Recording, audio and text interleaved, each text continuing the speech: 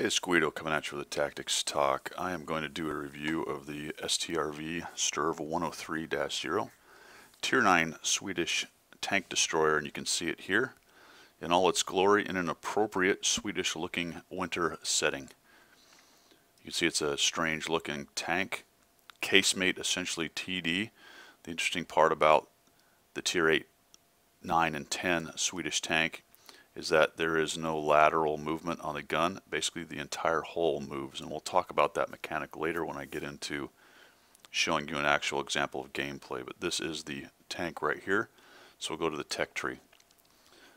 Unlike the mixed line just to the bottom here for the Swedish, which starts out with light tanks, goes to medium tanks, and then turns eventually to heavy tanks, the TD line is all TDs.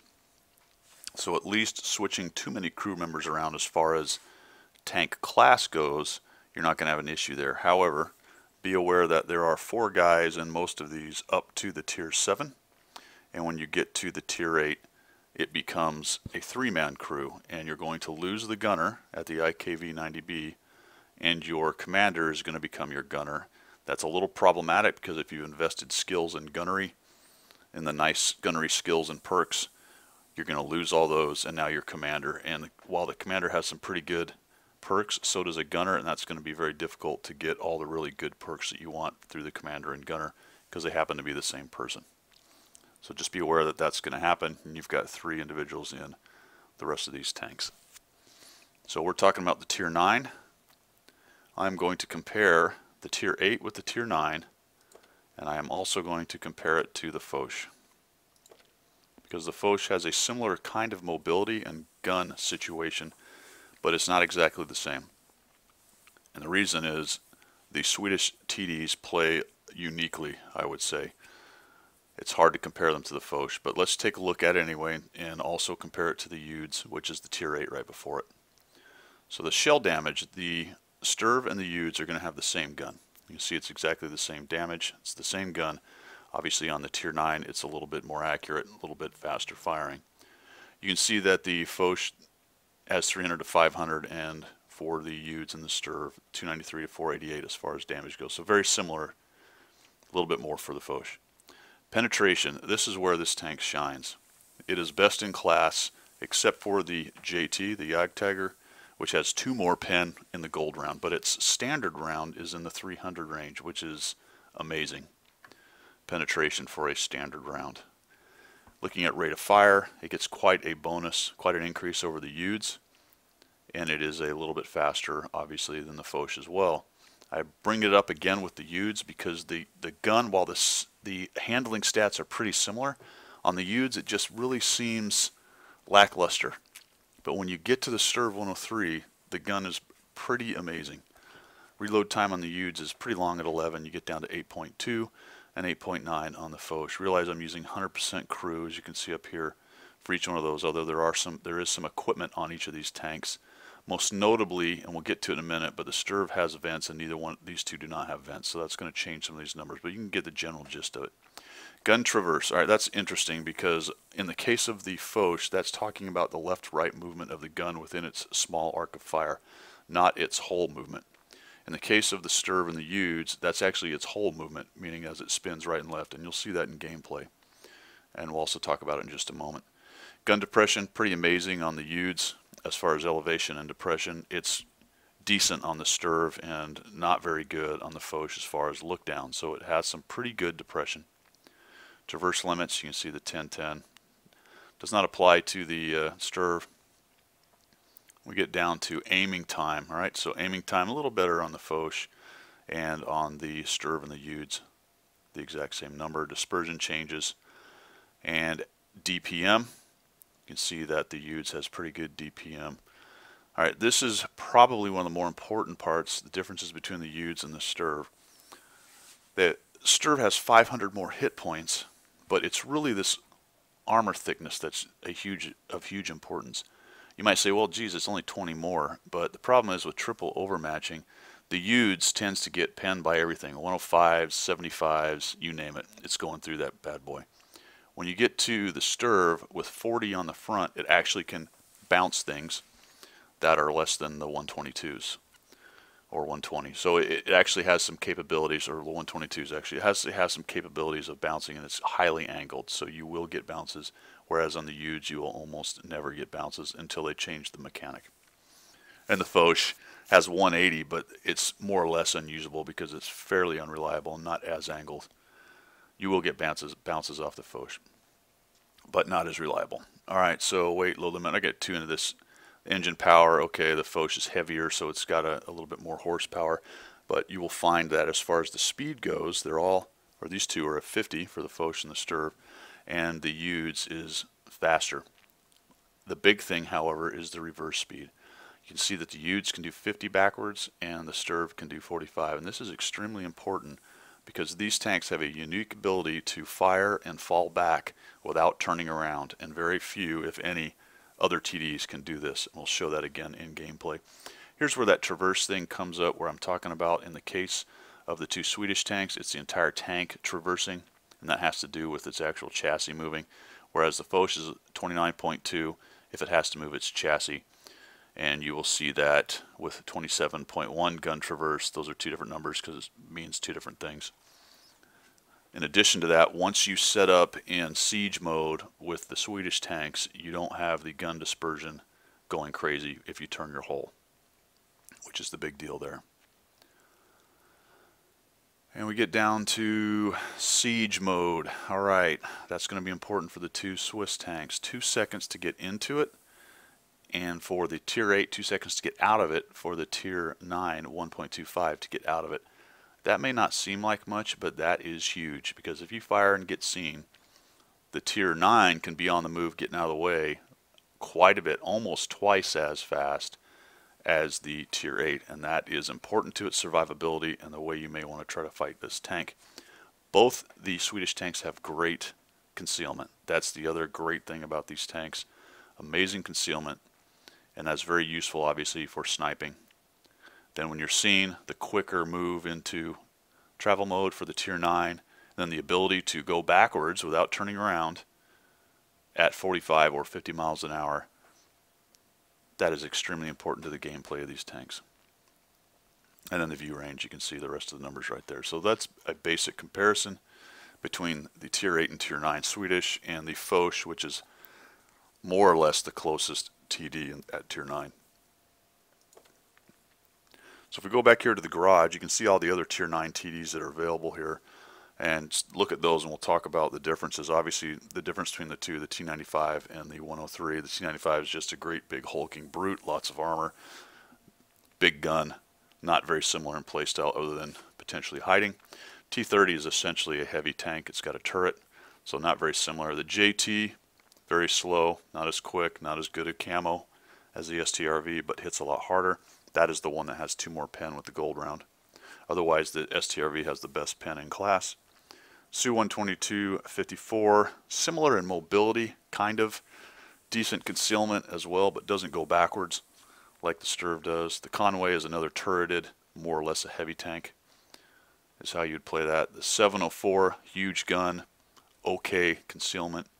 Get to the Tortoise, you've got the really good gun handling, heavily armored tank, but very slow. So again, not really similar to the Strv. And then of course the Foch, as far as mobility goes and what you might want to do with that tank and play it, it's probably closer to the STRV than the others. For my loadout, everything is maxed out as far as the modules go. You can see I'm carrying a gun rammer, I am carrying vents, and I am carrying binoculars. On the Tier 8, I actually carried a camo net, just because it really did not need to be seen based on the way it got penned. I switched out the camo net on the Tier 9 for the vents just to up everything else that the tank does for the improvement. You could run a camo net obviously and increase your concealment. Realize that when you go to siege mode, and even as you turn your hull with the Swedish tanks in siege mode, you do not lose your camo net and you do not lose your binoculars like you would with the other casemate tanks, casemate TDs. So that is an important feature to remember. You don't really need the gold, but I carry 4 just in case something really big shows up, very heavily armored, and I'd want to just go through it. 3 HE just for crazy resets or something, and then the 43 APCR. As usual, I'm carrying a small repair kit, small mid kit, and a large fire extinguisher. That's to taste. You could probably drop off the fire extinguisher and put food on that based on the fact that you are looking to not be seen. So that is certainly an option right there. And that is the basic loadout. You can see my crew is decent. I've got 2 females and 1 male. Unfortunately, 3 of my 5 Swedish females are in the heavy tank, so I don't have enough to complete Sisters of Steel. I'm just trying to increase their training as I go. Just unfortunately not getting Brother in Arms cooking off, or Sister in Arms, Sisters of Steel. Alright, so let's move on to gameplay for the Strv. I'll give you a good example of concealment and falling back, 2 of the strengths of this tank, as well as the DPM, how fast it fires. Alright, here we are on Muravanka. Just loaded in, 70% chance to win. I am a tier 9, so top tier. Got some arty to deal with, and not any real huge advantages by either team as far as the type of tank. So I'm going to go ahead and move over here to the east side of the map and take up position in a bush. It's a pretty good spot for taking on the tanks that are along the E and F line when they start popping over the edge. So the first thing I start looking at is I'm trying to pay attention to how many guys are coming with us. And in this battle, I'm extremely concerned right from the outset that I'm not having a lot of friends come this way. And I am spring-loaded to get out of here. But as of right now, we do have some spotters moving up, so I'm going to go ahead and get into this good bush right here, and you'll see that I will enter into siege mode, which is the X. Unfortunately, there's that big X thing in the way. I need to look into whether the interface will let you get rid of that thing. There it is again. See how it says press X to go to travel mode. And that's just to help people understand. And now I'm just looking at taking shots. You can see as I move my entire hull, because I've turned it into siege mode with the hydraulics, my binoculars continue to cook, and if I had a camo net, it would continue to be good. So you can spin around right here all day long. Now my concern is some of my medium friends have ran off, and then we've got a 34-100. So for the moment, I feel comfortable staying here. If I was in another kind of TD, I may have already run away, because it would take so much time to back up, turn around, and run. But I know that this thing moves backwards nearly as fast as it does forward. So I'm comfortable at the moment staying here. So I'll just continue. Now some of the tanks are moving up. They initially ran away, but they could see that we were holding them, and they did not seem interested. They, being the enemy, did not seem that interested in pushing in on us aggressively. So I can just sit here and farm, and this is where the benefit of this thing's camo really comes into shine right here. I'm just able to take shot after shot. I can spin the entire tank, keeping the binocs going. There's a 212 back there. Unknown why he is so far forward. He ends up dying quickly. There goes the mod. And now I've lost my eyes up there with the Black Prince. 3400 is still there keeping them busy, so I will go ahead and stay. And you can see that with 7-something seconds reload, I am able to really just start laying out the damage here. As long as I am unspotted, all is good. Now obviously any TD can do that, right? So it's not amazing that I'm sitting there unspotted taking TD shots on people right and left. But I hang in there a little longer than otherwise, because I know that, boom, right there, I just switched. You can see I just bounced a shot coming at me, put a little angle on there, tried to get down low, and that, look at that. So I am now going backwards at about 45 miles an hour. Didn't even have to turn around, and I'm falling back. You can see how many tanks they had right there. Had I been in any other kind of TD, more than likely, I'd have backed up, turned around, and then been shot in the rear. Grab a bush right here. Jump into siege mode. You can see that little seconds ticking off right there. Take another shot. Consider staying there for a moment, but I'm pretty sure I'm going to be spotted if I fire again, so I'm just going to go ahead and turn. The red line blocks me a little bit, but I'm going to go ahead and again scoot away, just going backwards. Considered stopping in that bush, but I think I'd have still had the same problem, and it's kind of up on and high on that plane right there. It might have actually been a good idea because the Bulldog was spotting for me. I might have got one more shot and then run away, but they could also be moving up through the G and H area, so I'm just going to keep on pulling back to a spot where I can shoot at them as they come, but if I do get spotted, it's easy for me to pull back down and below the hill. So the Bulldog kind of watches me switch into siege mode, realizes I'm going to make a stand right here, and he pulls around here to start helping me spot. So there you go. You're starting to see kind of the strengths of this thing. the ability to lay out shots, the ability to stay concealed, and then when it's time to run, it just runs backwards, which is crazy. And there's an example of the entire tank moving without the dispersion on the gun really being affected.